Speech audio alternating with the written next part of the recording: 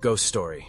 In the darkest days of the pandemic, when the world was too busy counting the infected and the dead, there were stories that didn't make the news. Stories that hospitals were too afraid to report. This is one of them. The tale of a nurse who kept treating patients long after they were gone. Cityview General, once considered the leading hospital in the region, was now nothing but a shadow of its former self. The COVID-19 pandemic had struck like a storm, and the hospital became a battlefield between life and death. The rooms were crowded, healthcare workers were exhausted, and the sounds of coughing and heavy breathing echoed through the night. Patients died in solitude, with no one by their side, no last words. And through all this, there was one person who never left. One person who had sacrificed everything to care for patients fighting for their lives, even after they had passed away. Eliza Monroe was a nurse. She was the first to arrive at the hospital and the last to leave every day. She had no family nearby, no close friends, and no one really knew much about her except for her work. All she had was one thing: dedication, and she gave it all to the patients she cared for. On the first day of April, no one cared anymore about the patients in the rooms that had been closed. They were all moved to new ones, those in most urgent need of care. But Eliza never skipped a room. Room 406 was one of those that had no patients for 2 nights. An elderly man, over 60, with no name, no relatives, had passed away from respiratory failure due to COVID-19. His death was confirmed. The body had been taken away, but the bed remained unchanged, the sheets and pillows untouched. Eliza still passed by that room every night, even when no one was there. Each time she passed, her slender fingers would graze the edge of the bed, as if someone was still lying there. "How are you feeling now?" Eliza whispered as she stood by the empty bed. She always spoke to the patients, even if they were no longer alive. She never left them alone in their final moments. She gently smoothed the blanket, adjusted the pillow. No one was there, but she still did it every night, as if she were caring for someone. The next day, when the hospital staff reviewed the video footage from the security cameras, they saw Eliza in room 406 at 3:17 a.m. She stood by the bed, bent down to adjust a pillow, and even sat in a chair beside the bed. She said one sentence, as if the patient were still there. "You must have slept well last night, right?" That was the first time anyone noticed the strange behavior of Eliza. From that night onward, stories about her began to spread through the hospital. Other nurses, doctors, and even security staff started talking about her as a mythical figure. Someone who always cared for the patients who had passed away, as if they were still alive. They began to call Eliza the Angel of the 4th floor. They didn't call her that because she saved many people, but because she stayed there, alone, among the corpses, listening, caring, and speaking to the souls who had gone. No one truly understood Eliza. No one dared to ask questions about her actions. They didn't dare. The silence seemed to be created to protect her. Then one night, things became even stranger. Eliza entered room 406 once again, but this time she wasn't just caring for a patient. She was actually talking to the man who had passed away. "You must not be coughing anymore, right?" she said. But something was wrong. The atmosphere felt heavy, as if someone was watching her from behind. A cold breeze suddenly swept through the hallway, and the lights flickered. The sound of footsteps echoed behind her. Eliza turned, but there was no one there. No one stood behind her. Only the sound of her own breathing and the dim light from the corridor. Suddenly, the heart monitor beside the bed lit up. It was a faint beep, a small one but clear, a beep. Eliza looked back at the screen. A number blinked, 98%. Just for a moment, the number disappeared and the screen went dark again. "Do you see it?" Eliza whispered, her eyes lighting up as if she had just seen something familiar. She stood up and left. No one noticed the strangeness of this. No one knew that during the nights when Eliza worked alone, she wasn't just caring for the dead. She was keeping them alive in her memories. The next day, when people watched the footage from the security cameras, all they saw was Eliza standing by the empty bed. No one else. No signs of life. But something strange had appeared. In the footage, just before Eliza left the room, a faint figure was seen standing beside her. And then, the heavy breathing returned to the air. A breath not of Eliza's. It started with the vents. Eliza had always worked in silence. She didn't listen to music, didn't check her phone, didn't even hum anymore. But during the second week of April, She began hearing voices coming through the air ducts. They were faint at first. A child crying, a man coughing, a woman praying in a hoarse whisper. Every night around 3 a.m., just when the wind outside picked up, the voices returned, carried by the metal lungs of the hospital. The other nurses didn't hear them, or claimed not to. One evening, Dr. Marcus Hale arrived, a transfer from a downtown trauma center. He was tall, precise, and openly skeptical. When he was told about the rumors surrounding Eliza, he laughed. "You've all been working too long without sleep," he said. "Ghosts don't draw IV fluids."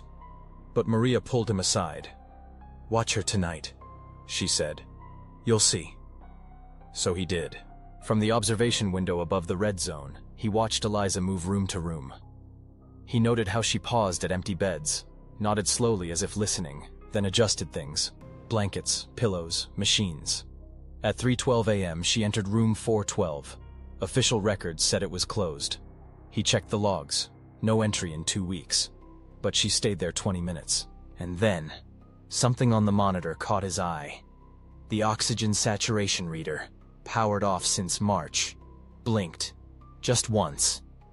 98%. Then it went dark again. The next morning, Dr. Hale confronted her. "Eliza," he asked, "who are you treating in room 412? She stared at him. "My patients," she said simply. "There's no one there." Eliza blinked, then smiled gently. "There was," and walked away. That night, Hale checked the med logs. A dose of morphine had been administered to 412. Initials, EM. He checked the supply closet. Half a vial was missing. He opened the door to room 412. The smell hit him first. Not rot, but bleach, recently used. The bed was clean. Sheets pulled tight. A cup of juice, unopened, sat on the tray. And on the wall above the headboard, scratched into the paint. "Thank you, Eliza." He didn't report it. Instead, he began to watch her more closely. In the following days, more strange things occurred. A child's voice over the intercom, an alarm light blinking in a room with no power, medical gloves disappearing, only to be found in perfectly tied knots in empty beds. Eliza never reacted. She kept working. Then came room 418. No one had ever died there. It was storage. Until one night, Eliza unlocked it with her badge and wheeled in a crash cart. Security footage showed her inside for 40 minutes. When Hale reviewed the tapes, he saw the cart roll in alone. But it didn't leave alone. Something moved behind her. Something in the mirror's reflection. Figure. Pale. Wearing a hospital gown. Following her. But when he paused the video, it was gone. He brought the footage to Maria. "We need to remove her from duty," he said. Maria looked tired, pale. Her fingers trembled. "Eliza died last week," she whispered. Hale froze. "What?" Maria reached into a drawer, pulled out a manila folder. Inside, Eliza Monroe's death certificate. April 6, 2020. Cause, cardiac arrest. Found in the break room, slumped over a cup of tea. She had COVID. She didn't report it.